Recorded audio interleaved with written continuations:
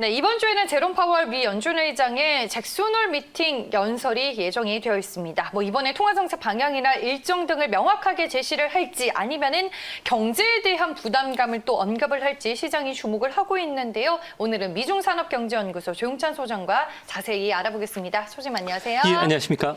네, 지금 전 세계 시장이 잭소놀 미팅에 상당히 주목을 하고 있죠. 네, 그렇습니다.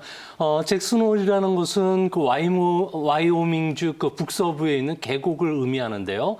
이곳에서 저명한 경제학자뿐만 아니라 각국의 중앙은행 총재, 정책 당국자들이 참석을 하기 때문에 금융 관계자의 다보스 포럼이라고 합니다. 작은 도시에서 금융 관계 다보스 포럼이 열린 것은 아무래도 전 FRB 의장인 폴 보코시가 프라임 낚시를 즐겼기 때문에 이 도시를 자주 방문했다는 설이 있는데요.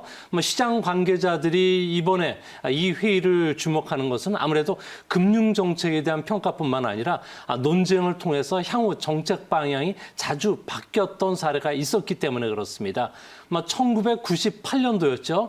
러시아 외환 위기로 인해서 헤지 펀드들의 위기가 있었는데요. 이때 그 심포지움에 참석했던 그린스펀 의장이 FRB 이사들뿐만 아니라 지방 연방은행 총재와 비밀리 접촉하면서 전격적으로 금리 인하를 단행했고요.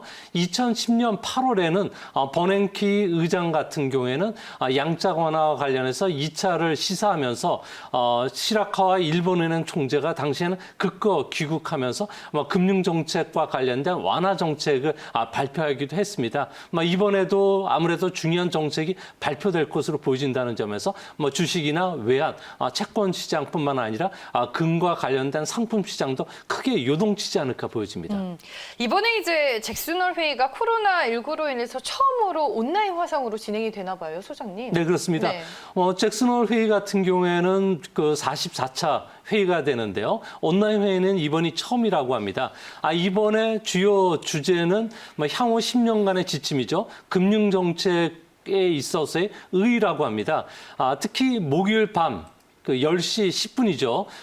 파월 FRB 의장의 강연이 예정이 되고 있는데요. 시장이 주목하는 것은 파월 의장이 코로나 이후에 입버릇처럼 금융정책의 틀을 재구성하겠다고 밝혀왔던 만큼 향후 금융정책과 관련된 변화를 시사할 가능성이 크기 때문에 그렇습니다. 코로나 이후에 FRB 같은 경우에는 물가정책 과 관련된 목표를 수정할지를 이번에 논의할 것으로 보여지는데요. 중장기 평균 물가 상승률을 2% 정도로 완화시킬 가능성이 있어 보입니다. 이렇게 되면 경기 회복 국면에 서둘러서 금리 인상을 하지 않아도 될 가능성이 있고요.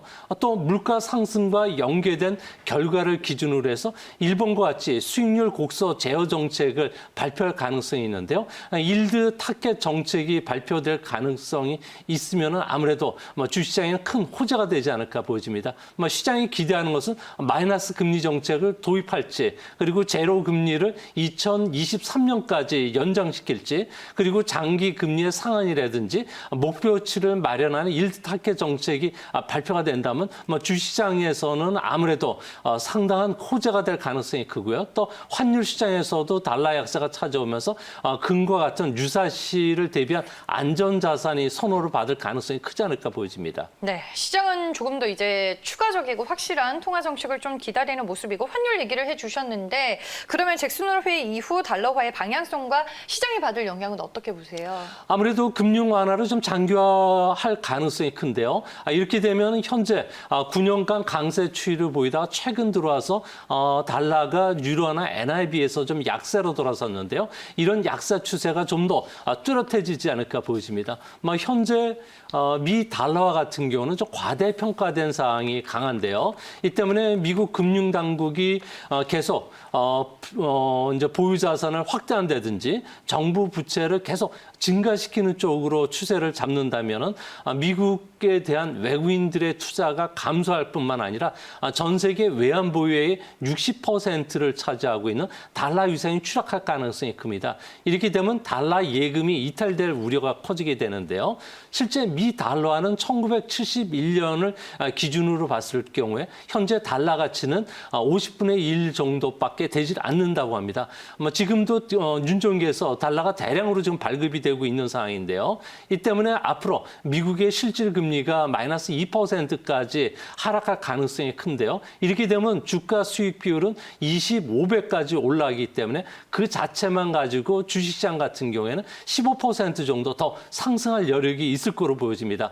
특히 코로나와 관련된 감염 방제 성공을 한 한국 이래 중국, 대만, 폴란드 같은 신흥국가 쪽으로 글로벌 자금이 이동할 가능성이 있기 때문에 이번 회의 결과에 따라서 달러화 흐름이 주식시장에 더 큰 영향을 끼칠 것은 분명해 보입니다. 네, 알겠습니다. 일단은 이번 주 시장의 방향성에 있어서 상당히 중요한 잭슨홀 회의 이슈를 저희가 먼저 만나봤고요. 지금 오늘도 나스닥 지수, S&P 500 지수가 사상 최고치를 다시 썼습니다. 테슬라에 이어서 애플도 지금 주식 분할을 앞두고 있는 상황에서 시장이 좀 어떤 영향을 받고 있나요? 네, 애플 같은 경우는 시가총액이 2조 달러라고 합니다. 네. 민간 기업이 전 세계 금융시장에서 2조 달러 시가총액을 돌파한 것은 처음인데요. 이제 미국을 대표하는 S&P 지수라든지 나스닥 종목 같은 경우에는 가중평균 지수를 채용을 하게 됩니다. 하지만 애플이 편입되어 있는 다우 지수 같은 경우에는 주가를 단순 평균하게 되는데요. 주식 총수를 주가로 곱해서 산출하게 됩니다. 따라서 다우 지수 같은 경우는 회사 규모보다는 주식시장에서 주가가 얼마나 높으냐에 따라서 영향을 받게 되는데요. 이 때문에 애플이 1대4로 주식 분할을 한다면 다우 지수를 구성하는 종목들의 구성비 변화가 생길 수밖에 없습니다. 분할 전에 다우 지수에서 애플이 차지하는 구성비는 11.3%인데요. 이제 분할 뒤에는 4분의 1인 2.8%까지 떨어지게 됩니다.